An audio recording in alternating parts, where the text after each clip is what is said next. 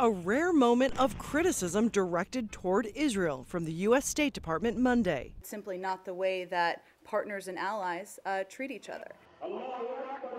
The administration is not criticizing Israel for what it's doing in Gaza, but for criticizing Secretary of State John Kerry's efforts to get a ceasefire, saying Israel changed its bottom line and that Kerry was pushing a proposal they had already agreed to. This Egyptian proposal, accepted by the Israeli cabinet, did not make any mention of demilitarization or of tunnels or of rockets. That was not in the proposal from 2 weeks ago that the Israeli cabinet approved.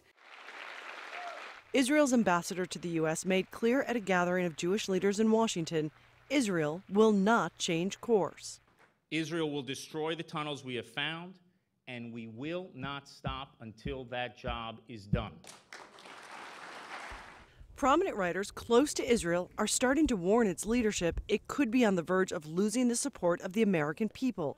Television news has been showing these scenes of devastation and heartbreak, so pro-Israeli government groups are trying to recapture the narrative. Countering these pro-Palestinian rallies from the last few days with their own in New York. Assembling their most powerful members in Washington, they were reassured by politicians from both parties. A terrorist is a terrorist, and we should be very clear about that. Hamas is evil. Innocent life lost is a terrible tragedy.